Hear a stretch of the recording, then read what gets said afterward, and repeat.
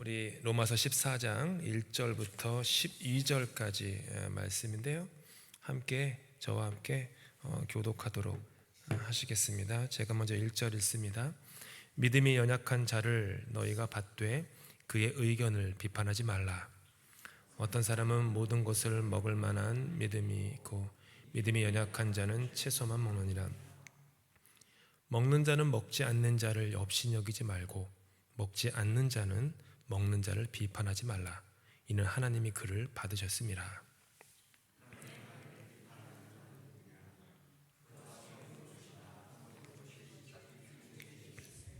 그가 세움을 받으리니 그를 세우시는 권능이 주께 있습니다. 어떤 사람은 이 날을 저 날보다 낮게 여기고 어떤 사람은 모든 날을 같게 여기나니 각각 자기 마음으로 확정할지니라. 나를 중히 여기는 자도 주를 위하여 중히 여기고 먹는 자도 주를 위하여 먹으니 이는 하나님께 감사함이요 먹지 않는 자도 주를 위하여 먹지 아니하며 하나님께 감사하느니라. 우리 중에 누구든지 자기를 위하여 사는 자가 없고 자기를 위하여 죽는 자도 없도다. 우리가 살아도 주를 위하여 살고 죽어도 주를 위하여 죽나니 그러므로 사나 죽으나 우리가 주의 것이로다. 이를 위하여 그리스도께서 죽었다가 다시 살아나셨으니 곧 죽은 자와 산 자의 주가 되려 하심이라. 내가 어찌하여 내 형제를 비판하느냐? 어찌하여 내 형제를 업신여기느냐? 우리가 다 하나님의 심판대 앞에 서리라. 기록되었으되 주께서 이르시되 내가 살았노니 모든 무릎이 내게 꿇을 것이요 모든 혀가 하나님께 자백하리라 하였느니라. 이러므로 우리 각 사람이 자기 일을 하나님께 짓고 하리라. 아멘.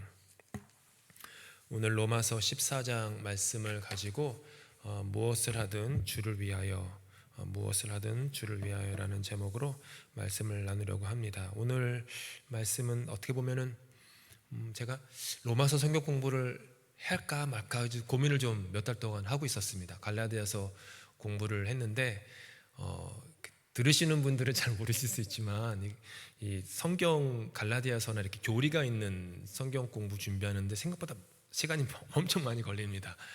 책도 10권 이상은 봐야 되고요. 매주마다 10권 이상씩 봐야 되고 그 정도 해야지 그나마 좀 그 정도의 수준의 그 성경 공부가 그나마 나올 수가 있는데 로마서는 더 어렵고 더 방대해서 좀 고민을 좀 많이 하고 있었습니다. 그래서 언제 기회가 되면 로마서 성경 공부를 할 수 있을 텐데 로마서 워낙 내용이 방대하고 깊어서 이게 몇 주에 할 수 있는 그 내용이 아닙니다. 그래서 이제 엄두를 못 내고 있는데 그래도 로마서 14장 말씀이면 한 작은 부분이죠. 로마서 중에 이 부분을 가지고서 성경 공부하듯이 좀 함께 좀 나눌 텐데요. 저에겐 그렇습니다. 오늘 이 본문의 말씀이 크리스찬의 실제적인 삶을 살아가는 데 있어서 그리고 일상의 삶을 살아가면서 믿는 사람이나 믿지 않는 사람과의 관계 속에서 그리고 급변하는 현대 속에서 그리고 또 포스트 모더니즘이 이미 많이 포스트 모더니즘은 지나갔지만 그렇게 변하는 세상 속에서 매우 중요한 말씀이라고 생각하는 본문입니다. 제 개인적으로 제가 잘 설명해 드릴 수 있을지는 모르겠지만 좀 귀담아 들으셔서 앞으로 좀 여러 날 동안 이 말씀을 좀 곱씹으실 수 있으면 좋겠습니다. 그리고 또 영상을 보시는 분들도 말씀을 들으면서 좀 생각하시고 그러면서 우리가 신자로서 다른 신자들과의 관계 그리고 불신자들과의 혹은 비신자들과의 관계를 어떻게 생각하는 마음의 태도를 가질지에 대해서 좀 생각할 수 있는 어떤 단초가 좀 있으시면 좋겠습니다. 로마서는 바울 사도께서 로마 교회에 쓴 편지입니다. 당연히 로마 교회는 초대교회죠. 초대교회이기 때문에 어떤 구조나 교리나 신학이나 이런 것들이 없습니다. 이제 막 생성된 교회가 무슨 그 행정 구조가 있을 수 있겠습니까? 무슨 신학적 어떤 바탕이 있을 수 있겠습니까? 어떤 심지어 내규나 총회법이나 이런 것들이 없진 않았겠지만 그렇게 막 프레임이 잘 짜여진 그런 시대가 아니었습니다. 그래서인지는 모르지만 로마 초대교회 신자들이요, 그러니까 믿는 사람들끼리, 성도들끼리, 교인들끼리 사소한 일들로 관계가 많이 갈라져 있었습니다. 바울은 이제 그것을 보았던 것이고요. 특별히 오늘 14장에서는 그 부분에 대해서 바울이 이렇게 말씀을 하시는 것입니다.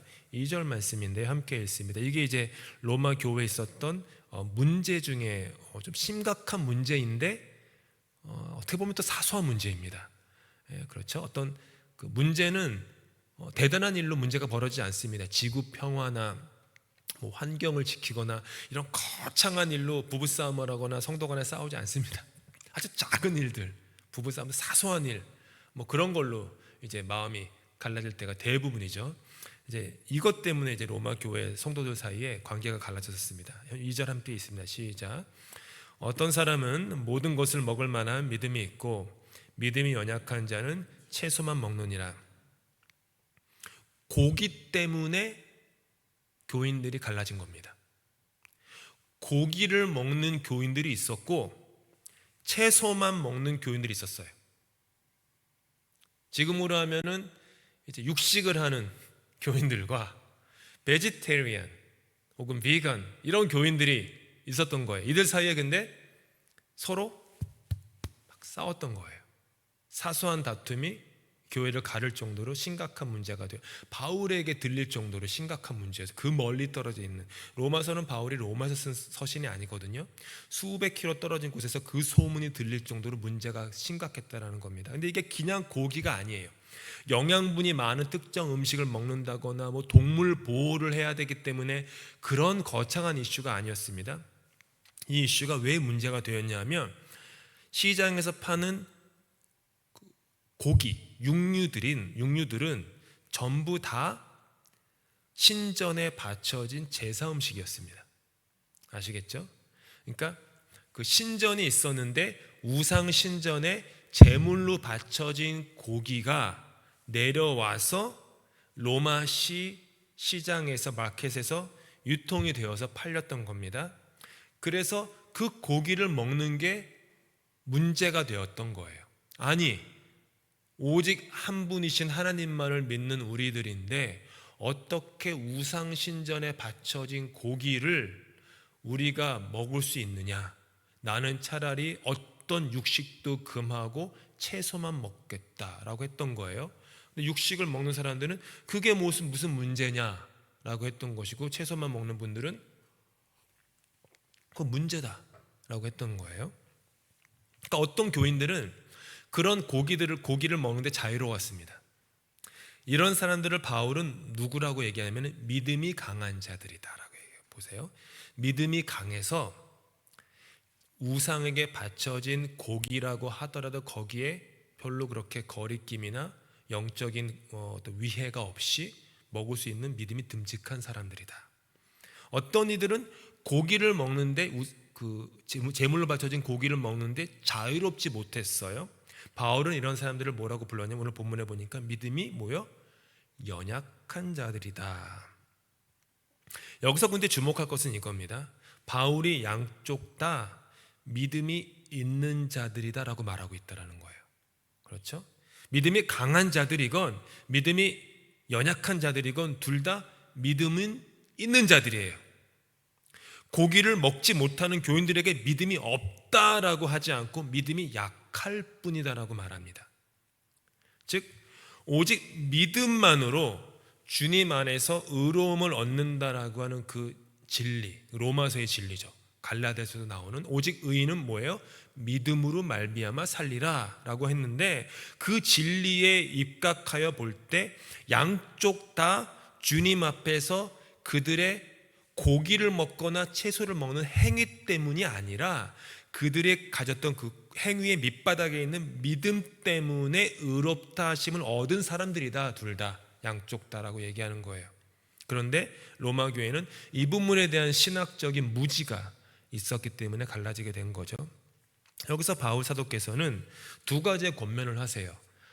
하라는 권면과 하지 말라는 권면, 이 두 가지의 권면을 하십니다. 하지 말라는 권면은 3절에 나옵니다. 함께 읽습니다. 시작. 먹는 자는 먹지 않는 자를 업신여기지 말고 먹지 않는 자는 먹는 자를 비판하지 말라. 이는 하나님이 그를 받으셨습니다. 하지 말라는 게 뭐죠? 업신여기지 말아라. 양쪽 다 상대를 업신여기지 말아라. 그리고 비판하지 말아라 라는 거예요. 이게 바울이 그냥 딱 마침표. 절대로 업신여기지 말아라. 비판하지 말아라. 그 다음에 이제 하라는 권면은 1절에 나옵니다. 있습니다. 믿음이 연약한 자를 너희가 받되 그런 자들을 받아들이라 라고 하는 거예요. 제사상에 올려진 고기를 먹느냐 먹지 않느냐는 것이 예수 그리스도의 피와 예수 그리스도의 보혈의 피로 말미암아 오직 믿음으로 의롭게 된 교회에 있어서 본질적인 일이 아니라는 거예요. 그런데 초대교회는, 로마 교회는 특별히 이 본질적이지 않은 이슈로 인해서 서로 상처를 주고 상처를 받으면서 누가 옳으냐, 누가 그르냐, 누가 하나님 편이냐, 하나님 편이 아니냐, 누가 의롭냐, 누가 경건치 못하느냐, 이런 식으로 갈라지고 있었던 것입니다. 어찌 보면은 인간의 본질과요, 인생의 크기, 그리고 하나님의 광대하심에 비추어 볼 때 사소하기 그지없는 일로 갈라지고 있었던 것입니다.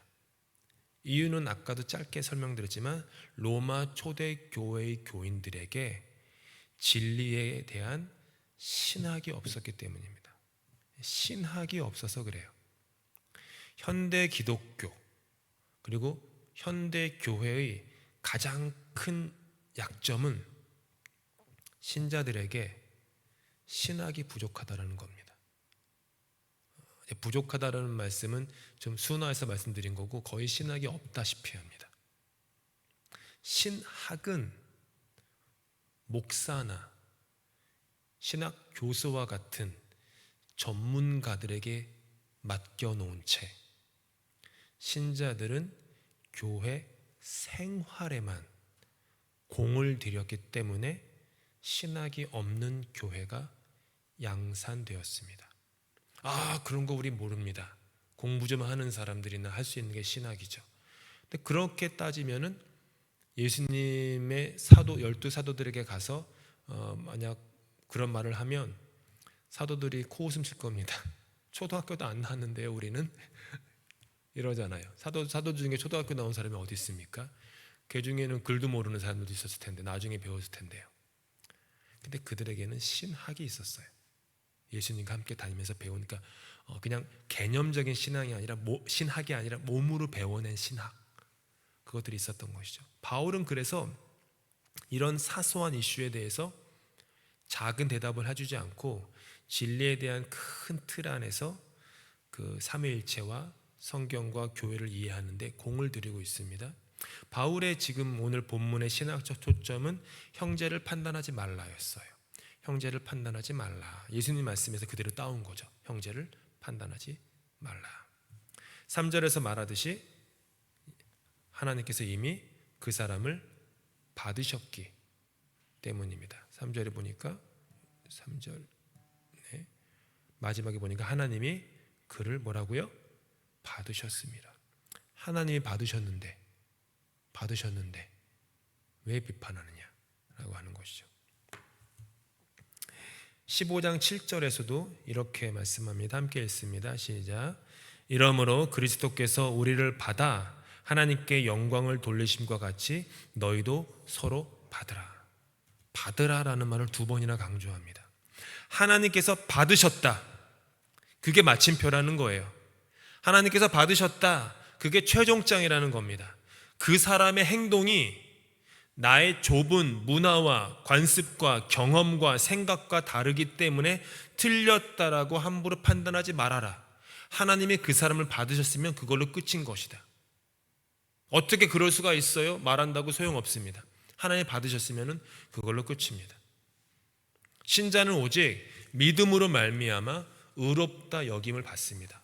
아무리 이 얘기를 교회에서 많이 얘기하고요, 이 말이 너무 중요해가지고 카톨릭 교회와 개신교가 갈라진 종교개혁의 단초가 되었던 가장 핵심 구절인데도 불구하고 여전히 우리는 이것을 이 중요한 신학을 우리의 삶에 육화된, 체득된 그런 신학으로 삼지 못합니다. 오직 믿음으로 말미암아 의롭다 함을 여기는데 그래도 그렇지라고 하면서 다른 것들이 자꾸 들어옵니다. 저 사람 이거 하는데, 저 사람 이거 안 하는데, 이 교회는 이거 안 하는데, 저 교회는 이거 하는데, 오직 믿음으로 의롭다함을 받지만 그래도 이거는 이렇게 자꾸 뭐가 들어와요. 부수적인 것들이, 액세서리가 계속 들어옵니다. 하나님께서는 우리의 겨자씨처럼 작은 믿음을 의롭다 여겨주시는 겁니다. 저번에도 말씀드렸잖아요. 아브라함이 여호와 하나님을 믿음에 하나님의 그를 의롭다 여기셨다라고요. 여기셨다. 아브라함이 믿음이 온전해가지고 의로운 게 아니라 하나님이 의롭다고 쳐주신 거예요. 그래 의롭게 된 셈 치자 아브라함아. 이게 신앙입니다. 하나님이 여겨주시는 거예요. 내가 뭘 해가지고, 혹은 내가 뭘 하건, 혹은 내가 뭘 안 하건, 그런 do's and don'ts, 그것에 따라서 우리가 하나님으로부터 온전하고 경건한 의로움을 얻는 게 아니라 하나님이 여겨주시는 거예요. 하나님께서 우리를 그리스도의 십자가 안에서 받아주신 겁니다. 믿음이 약한 자, 믿음이 강한 자 모두를 위해서 십자가에서 죽으신 것입니다. 그러니 우리에게는요, 겉모습이나 외모로 사람을 판단할 권리가 없습니다. 그럴 자유도 없습니다. 바울이 선포하는 것이 그것입니다. 어느 누구도 함부로 판단하지 말아야 하는 유일한 근거는요, 하나님께서 그 모두를 받으셨기 때문입니다. 우리 안에 이것이 있으면요, 당당합니다. 하나님이 나를 의롭다 여겨주시고 나를 당신의 자녀로 받으셨다라는 게 내 밑바닥에 믿음으로 가득하게 꽉 확신으로 차 있으면 다른 세상의 음성이나 사람들의 어떤 유혹이나 그런 거에 넘어지지 않습니다. 나 하나님이 인정해. 나 하나님 받아. 내가 자기 그러니까 적극적 사고방식이나 이런 게 아니에요. 확신, 진리에서 오는 확신입니다. 4절에서 바울은 또한 이렇게 말합니다. 함께 읽습니다. 남의 하인을 비판하는 너는 누구냐? 그가 서 있는 것이나 넘어지는 것이 자기 주인에게 있음에 그가 세움을 받으리니 이는 그를 세우시는 권능이 주께 있습니다. 이 말이 뭐냐 하면 한 사람의 인생은요, 오직 그의 주인 앞에서만 평가받는다라는 거예요. 종은 그의 모든 행위가 그 주인 앞에서 평가받는 것이지 다른 사람들에게 평가받지 않습니다. 우리가 예수님을 뭐라고 부르죠? 주님이라고 부릅니다. 하나님을 주님이라고 불러요. 그러면 우리는 종이라는 뜻이에요. 종은 주인에게만 평가받는 것이지 사람에게 평가받지 않습니다. 그렇죠. 그게 종과 주인의 관계입니다. 우리는 그리스도의 종이고 다른 그 누구도 나를 평가할 수 없습니다. 오직 주님께서 나를 평가하실 뿐입니다. 이게 무거운 말이에요. 내가 부족하고 연약하지만 주님이 나를 인정하면 된 것도 있지만 다른 사람이 나를 잘한다, 경건하다, 거룩하다라고 인정을 해주더라도 만약 주님 앞에서 내 마음이 깊은 곳에 있는 동기가 그러지 못하다면, 주님께 인정받지 못한다면 그거 소용없는 겁니다. 양쪽 되게 무거운 말입니다. 아무튼 바울은 서로가 서로를 향해 주인 노릇할 수 없다라는 얘기를 해요. 하나님이 인생의 재판관이다. 타인이 아니다. 다른 사람이 여러분의 존재를 정의하게 하지 마십시오. 나란 존재의 정의, 데피니션은 하나님이 내리시는 겁니다. 심지어 나도 내리는 게 아닙니다. 내가 이거 했으니까 나는 뭐 좀 되는 거고, 내가 이거 못했으니까 또 실수하고 또 죄짓었으니까 나는 또 이것밖에 안 되고, 그거 아닙니다. 주님이 나를 판단하시는 것이고 주님이 나를 규정하시는 겁니다. 세상도 사람도 나도 나 스스로를 정의 내릴 수 없습니다. 권능이 오직 주님께 있기 때문입니다. 연약한 자도 부족한 자도 하나님이 인정하시고 사랑하시고 용서하시고 의롭게 여겨주시고 받아주시는 것입니다. 그런데 어찌 한낱 피조물인 내가 하나님의 영역을 함부로 침범해가지고 이 사람에 대해서 저 사람에 대해서 이러쿵 저러쿵 하면서 의인과 죄인으로 가를 수 있겠습니까? 그것은 교만이요, 어떻게 보면 신성모독이고 불경한 죄를 범하는 것입니다. 왜죠? 내가 하나님의 자리를 꿰차고 그 안방에 자리를 또아리를 틀고 누운 것이기 때문입니다. 문제는 하나님에 대한 하나님과 성경에 대한 그 신학적 이해가 없어서입니다. 사소한 것이 로마 교회에서 분쟁이 되었던 이유가 바로 이 때문이었습니다. 신학적인 틀과 진리에 대한 깨달음이 없으면 우리는 늘 어떻게 살아가냐 하면, 어떻게 사느냐 하면 사소한 것에는 막 끝없이 부지런하고요, 본질적인 것에 대해서는 한없이 게을러집니다. 이게 참 안타까운 겁니다. 현대 교회도 그렇지만요, 사소한 것에는 부지런해요. 본질적인 것에는 게으릅니다. 안 해요. 다른 사람의 몫으로 맡기고 just tell me what to do, 그냥 내가 뭐 해야 될지 말만 하세요. 이런 자세로 살아갑니다. 그것은 맹종입니다. 제가 목사잖아요. 제가 말하는 것마다 여러분이 순종하면 저는 목회하기가 너무 편할 겁니다. 내가 뭐 가십시오 그러면 전부 다 일로 막 가고, 저로 가십시오 그러면 막 가고, 멈춰요 그러면 다 멈추고, 갑시다 그러면 다 가고. 그러면 얼마나 목회하기 편하겠습니까? 편해요. 저한텐 편합니다. 그렇죠? 뭐 교회가 뭐 금방금방 뭐 하는 것 같죠, 그러면. 근데 그거는 저한테만 편할 뿐입니다. 여러분 한 사람 한 사람에게는 유익이 되지 않습니다. 여러분의 존재가 변화되지 않습니다. 그냥 시켜가지고 로봇처럼 따라간 거면요, 그거는 맹종이지 순종이 아니지 않습니까? 내가 왜 하는지 혹은 왜 안 하는지 이유도 모르고 나 스스로 해석과 깨달음도 없이 그냥 어떤 건 하고 어떤 건 안 한다면 그것을 10년, 20년, 30년, 40년 한다고 그게 내 영혼에 무슨 유익이 됩니까? 한치라도 잘할 수가 없습니다. 그거는. 그런 교회가 아무리 많아져 봤자 뭐 사탄의 마음을 제가 모르겠지만 박수치면 좋아할걸요. 교회 숫자가 많아지고 성도가 막 몇만 명씩 모여도 다 그런 사람들 모여있으면 사탄이 겁도 안 먹을 겁니다. 아유, 오합지졸들. 10,000명이 모이면 뭐합니까? 60만 명이 모이면 뭐합니까? 세상 한 치도 변화시키지 못하는데. 그렇다면 기뻐하죠. 그런 겁니다. 하나님의 마음 안으로 들어가서 그분의 생각을 깨닫고자 하는 내 개인적인 영적인 몸부림이 있어야 합니다. 야곱처럼 야복강에서 씨름해야 됩니다. 야복강 근처에서 야곱의 씨름을 구경하면 안 됩니다. 내가 야곱이 되어야 됩니다. 그래서 야곱처럼 하나님의 삿발을 붙잡고 나도 씨름하면서 내 엉덩이 뼈가 부러질 정도로 그렇게 하나님과 몸부림해 쳐야 됩니다. 내 옆살 아브라함이 본토 친척 아비집을 떠났다. 와, 대단한 믿음의 모험을 한 사람이다라고 옆에서 구경꾼이 돼서는 안 됩니다. 내가 아브라함이 되어서 나의 본토, 나의 친척, 나의 아버지라는 익숙한 곳을 떠나서 하나님 아버지가 지시할 땅으로 내가 나아가야 됩니다. 내가 해야 됩니다. 내가 해야 합니다. 그러지 않으면 신앙은 결코 아무것도 안 됩니다. 하나님께서 하늘에서 동이야, 내가 너를 너무 사랑한다. 내가 너를 용서한다. 내가 너를 기뻐한다. 말은 좋은데 하나님께서 그 말만 하늘에서 계속 말만 하시는 거예요. 말만. 그게 제 삶에 무슨 유익이 됩니까?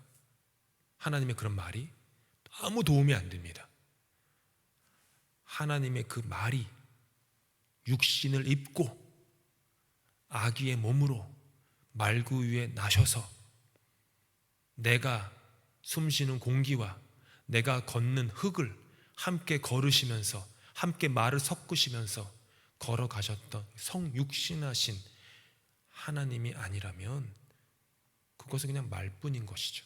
개념인 것이죠. 그렇죠. 그게 신앙인 것입니다.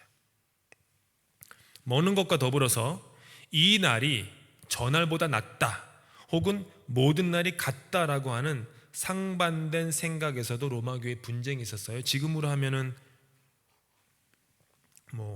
주일이 다른 모든 6일보다 더 이거다.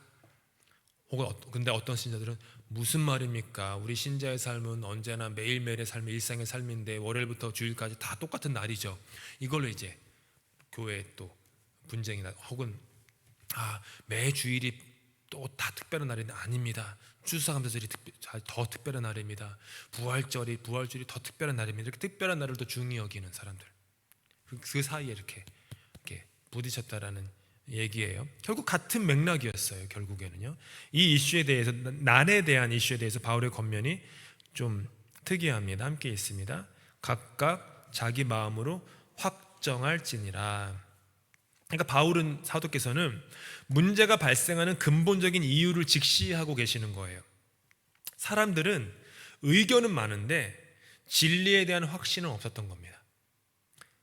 예수님께서 하신 유명한 말씀 있습니다. 진리를 알지니 진리가 너희를 자유케 하리라. 제가 토론토 대학교 다닐 때에도 그 학교 캠퍼스 가면은요, 그 캠퍼스 앞에 써 있어요. 진리를 알지니 진리가 너희를 자유케 하리라. 공부 열심히 하라는 말인 걸로 이해하는데 원래는 예수님 말씀이죠. 진리를 알지니 진리가 너희를 자유케 하리라. 여기서 중요한 게 뭐냐면요, 진리는 여러분을 자유케 하지 못합니다. 무슨 말씀이시지? 진리를 알지니 진리가 너희를 자유케 한다고 했는데 갑자기 진리가 왜 자유케 하지 못한다고 그러지? 진리는 여러분을 자유케 할 수 없습니다. 진리를 알지니, 내가 알게 된 진리만 나를 자유케 합니다. 아무리 세상에서 진리가 많다고 하더라도 그것이 내가 깨달은 진리가 아니라면 그것은 내 삶에 아무런 유익이 되지 못합니다. 내가 살아낼 수도 없어요. 내가 깨달은 진리, 내가 체득한 진리, 내가 몸부림치면서 알아낸 진리, 야곱처럼 야복강에서 뼈가 부러지도록 하나님과 몸싸움을 하면서 알게 된 진리, 그 진리만이 야곱이란 사람을 이스라엘로 변화시키는 겁니다. 다메섹으로 가던 나쁜 사람 사울이, 살기가 등등했던 사울이 예수 그리스도의 빛난 광채를 만나고 그분의 음성을 들은 후에 사울아 사울아 네가 왜 나를 핍박하느냐, 나는 내가 박해하는 예수다 라는 그 알게 된 진리, 그 진리가 사울을 바울 되게 한 겁니다. 그냥 교과서에, 심지어 죄송한 얘기면 성경에 진리가 써 있다고 그 성경에 써 있는 진리가 여러분을 한 자라도 자유케 합니까? 그냥 좋은 말씀이네요, 맞는 말씀이네요, 조금 은혜가 되네요, 이 정도지 삶의 변화 안 될걸요. 내가 깨달은 진리, 성경을 읽어도 내가 깨달은 말씀, 내 마음에 부딪히고 내 영혼에 다가온 말씀, 그 말씀이 나를 변화시키는 것입니다. 자기 마음으로 확정할지니라 라고 하는 바울 사도의 말씀은 이 진리를 깨달으라는 거예요. 진리를 깨달아야 된다. 각각 자기 마음으로 확정할지니라에 대해서 6절에 이어서 설명하십니다. 함께 있습니다. 나를 중히 여기는 자도 주를 위하여 중히 여기고 먹는 자도 주를 위하여 먹으니 이는 하나님께 감사함이요 먹지 않는 자도 주를 위하여 먹지 아니하며 하나님께 감사하느니라. 어떤 것을 함으로 하나님께 영광이 되기도 하고 하지 않음으로 영광이 되기도 합니다. 근데요, 똑같이 내가 이전에 내가 했던 그 행동이 하나님께 영광이 되었는데 그 똑같은 행동을 지금 한다고 해서 그 행동이 하나님께 영광이 되는 건 아닙니다. 왜요? 마음이 다르다면요. 주일 예배에 오는 것은요 똑같은 행동입니다. 수예배 지금 다 오고 계시고 주일 예배 다 옵니다. 하지만 주일 예배에 들어오는, 그리고 예배에 임하는 마음이 늘 전주랑 같습니까? 이번 주의 마음, 이번 주에 지금 내가 드리는 주일 예배를 향한 내 마음이 다음 주에 같으리라는 보장은 또 어디 있습니까? 행위는 다 있지만 마음은 다릅니다. 근데 하필이면 하나님은 우리의 행위를 보지 않고 뭘 보세요? 마음의 중심을 보신다네요. 이게 문제죠. 행위만 보시면 차라리 하나님과 이게 딜하 거래하기가 참 좋을 텐데 이거 했잖아요. 하지 말라고 해서 안 했잖아요. So what? 이렇게 얘기할 수 있는데 마음의 중심을 보시니까 이게 문제인 겁니다. 도망갈 길이 없는 거예요. 바다 끝에 가서 자리를 펴도요, 새벽 날개 치며 바다 끝에 나아가도 하나님이 거기서 나를 다 보시니까 도망갈 길이 없는 거죠. 제 뒤에 기타가 있습니다. 제가 기타를 지금 수요예배 아까 7시 한 30 몇 분부터 쳐가지고요, 찬양을 했습니다. 똑같은 기타가 이제 교회에서 기타를 다 해가지고 중고로 그냥 팔았다고 칩시다. 어느 날 어떤 사람이 기타를 했는데 이 기타가 똑같은 이 기타 갖고 계속 뭐 성적인 노래를 부른다거나 뭐 사탄을 찬양하는 노래를 부른다거나 그런다고 해보십시오. 기타는 그대로인데 어떨 때는 이 기타가 하나님께 영광을 돌리고 어떨 때는 이 기타가 다른 존재에게 영광을 돌립니다. 기타의 문제입니까? 그것을 하는 사람의 마음의 문제죠. 하나님은 마음의 중심을 보시는 것입니다. 그렇기 때문에 어떤 한 이슈에 대해서 그 이슈 자체가 옳다 그르다 함부로 판단해서 안 됩니다. 그렇죠. 어떻게 크리스찬이 그렇게 함부로 판단하시면 안 되고 그 밑바닥에 있는 마음, 동기를 봐야 되고 예수님도 그래서 스스로 속이지 말아라. 회칠한 무덤아 라고 바리새인들에게 말씀했던 것입니다. 나를 중히 여기는 자도 주를 위하여 중히 여기고 먹는 자도 주를 위하여 먹으니 이는 하나님께 감사하며 먹지 않는 자도 주를 위하여 먹지 아니하며 하나님께 감사하네. 제일 많이 반복하는 말이 뭐죠? 주를 위하여, 주를 위하여, 주를 위하여. 이것이죠. 양쪽 다 하나님께 영광을 돌릴 수 있다고 하는 겁니다. 주를 위한다면, 주님을 위한다면. 먹기 때문에 하나님께 영광을 돌릴 수도 있고 금욕하기 때문에 하나님께 영광을 돌릴 수도 있다는 겁니다. 감사로 영광을 돌리면서 먹을 수도 있고 만족하게 하시는 하나님께 감사함으로 먹지 않음으로 말미암아도 영광을 돌릴 수 있다는 겁니다. 이슈는 무엇을 먹느냐, 먹지 않느냐, 무엇을 마시느냐, 마시지 않느냐가 아닙니다. 진정 밑바닥에 있는 이슈는 내가 그리스도에게 온전히 붙잡힌 바 되었는가, 이거예요. 대부분은 우린 그렇게 못 삽니다. 하지 말라, 해라. 저는 그게 너무 잘 알아요. 제가 어렸을 때부터 꽤 오랜 시간 동안 자라왔던 한국에 있었던 장로교회가 그런 교회였어요. 끊임없이 들었어요. 중고등부 시절부터 청년 시절까지 10년을 넘게 다니면서도 계속 전도사님이고 목사님이고 맨날 이거 해서는 안 된다, 이거 해야 된다, 이런 음악을 들어야 된다, 이런 음악은 들어서는 안 된다, 이 음식은 먹어야 된다, 이 음식은 먹어서는 안 된다, 이런 얘기를 수도 없이 들으면서 알았습니다. 자유가 없죠. 신앙의 자유가 없습니다. 좀 불안해요. 늘 불안해요. 늘 불안하죠. 특정 행위를 하건 안 하건 모든 것으로 하나님께 영광을 돌릴 수 있습니다. 문제는 마음입니다. 내 마음이 어디에 있느냐, 내 관심이 어디에 있느냐에 달려있는 것입니다. 행동 자체가 선하다기보다는 행동을 하는 내 마음 깊은 곳의 동기, 중요한 것입니다. 내 마음의 중심이 중요한 거예요. 따라서 바울의 관심은요, 하나님께 영광을 돌리느냐에 있었지 어떤 행동을 하느냐 하지 않느냐가 아니었습니다. 겉모습이 아니라 그의 마음, 그의 존재, 중요한 것이죠. 7절에서 8절 바울은 조금 더 발전시켜 말씀하십니다. 함께 있습니다. 우리 중에 누구든지 자기를 위하여 사는 자가 없고 자기를 위하여 죽는 자도 없도다. 우리가 살아도 주를 위하여 살고 죽어도 주를 위하여 죽나니 그러므로 사나 죽으나 우리가 주의 것이로다. 살아있으면 모든 종류의 즐거움을 누릴 수 있습니다. 하지만 죽었다면 먹을 수도 마실 수도 없고 오락을 즐길 수도 없습니다. 삶과 죽음이라는 이 정반대의 것을 통해서 우리는 주님이 진정 우리 인생의 주인이다라는 것을 선포합니다. 둘 다, 사는 것이나 죽는 것이나, 즉 살아서 하는 것이나 죽어서 못하는 것이나, 살아서 이것을 먹는 것이나 죽어서 이것을 못 먹는 것이나, 둘 다를 통해서 하나님께 영광을 돌릴 수 있다라는 말입니다.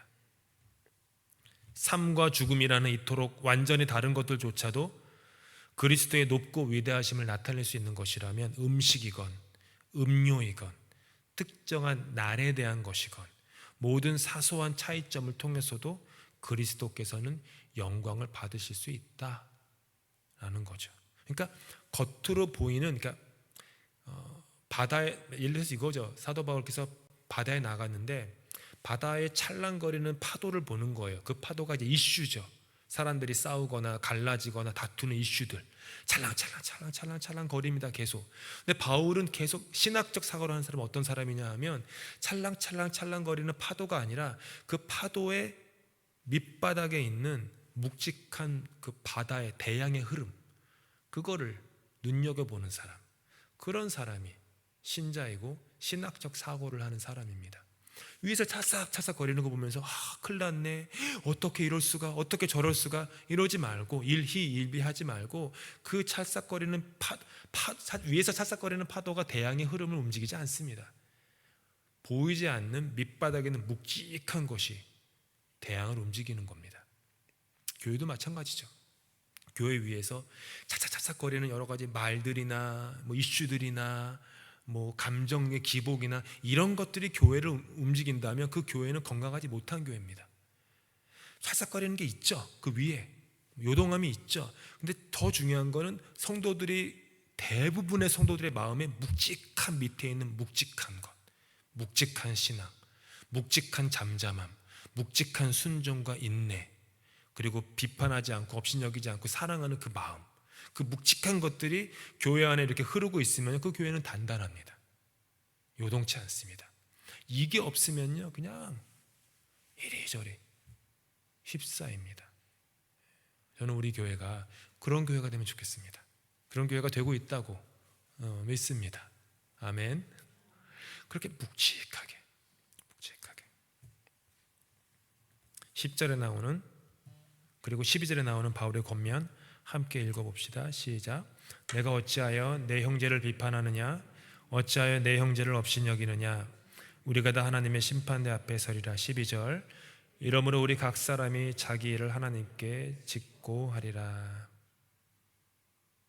하나님의 심판대 앞에 섭니다. 하나님의 심판대 앞에는요, 나 혼자만 섭니다. 내 부모가 그럴 일은 없지만 평생 나를 업고 교회를 다녔다고 해도 하나님 심판대 앞에 내 부모는 내 앞에 설 수 없습니다. 신자는 나는 오직 나의 신앙 고백만으로 하나님 앞에 설 수 있습니다. 내 남편이나 내 아내나 목사님이나 전도사님이나 장로님이나 권사님이나 내 자녀들의 고백으로 하나님 앞에 설 수 없습니다. 오직 하나님 앞에 심판대 앞에 섭니다. 그리고 그 하나님께 나는 직고합니다. 그것입니다. 그것을 알고 우리가 서로를 바라보는 것입니다. 비판하지 않고 업신여기지 않고 내가 옳다고도 말하지 않습니다. 그렇게 생각하실 수도 있네요. 그렇게 보실 수도 있네요. 제가 여러분 이렇게 제 손 보세요. 제 손등 보이세요? 손등은 저만 보입니다. 그렇죠. 보이시면은요, 그 패밀리 닥터 만나보셔야 돼요. 제 뒤에 누가 있으면은 제 손등이 보이죠. 여러분이 제 손을 보시지만 제 손의 전부를 보는 거 아닙니다. 모든 일이 그렇습니다. 저는 이렇게 봤는데 집사님은 이렇게 보네요. 그러니까 이 손에 대한 해석이 풍부해지네요. 참 좋네요. 얼마나 좋습니까? 아니 그건 그게 아니고요 이러면서 하면은요 싸움밖에 안 납니다. 그렇잖아요. 그런 유연함, 그런 탄력, 그런 너그러움, 그런 여유, 하나님 앞에 내가 오직 하나님만 나를 판단해라고 하는 당당함, 내가 나를 증명하려고 하지 않고 인정받으려고도 하지 않고 그런 멋있지 않습니까? 저는 크리스찬들이 멋있으면 좋겠어요. 멋있는 크리스찬. 세상이 왜 교회를 무시하고 교회를 떠날까? 지금 뭐 맞는 얘기인지 모르지만 멋있는 신자들을 세상이 보지 못했기 때문 아닐까요?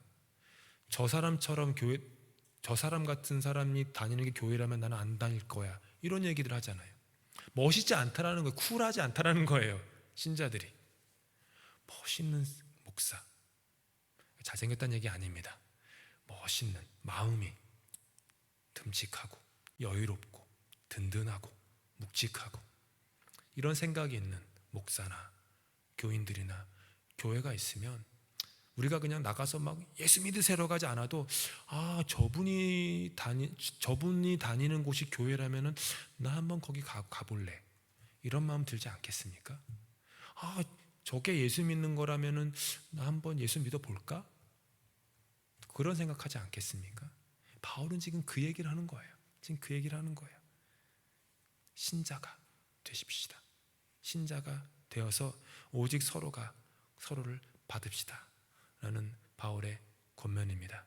오늘 14장 말씀 그냥 제가 설명을 해드렸는데요. 한번 잘 곱씹으시면서 한번 우리 삶을 돌아보시고 내가 하는 행동, 내가 하거나 하지 않은 행동 이면에 있는 나의 마음을 돌아보시면서 신앙생활 하십시오. 그럽시다. 교회를 나와도 내가 교회를 출석했다. 출석이 중요한 게 아니라요. 교회를 오는 내 마음. 아무도 모르죠. 하나님만 아는 내 마음. 내 마음의 자세. 그것을 돌보십시다. 그런 마음으로 신앙생활하고 그런 마음으로 성경을 보고 봉사할 때 우리의 삶이 더욱더 여유로워지고 자유로워질 것입니다.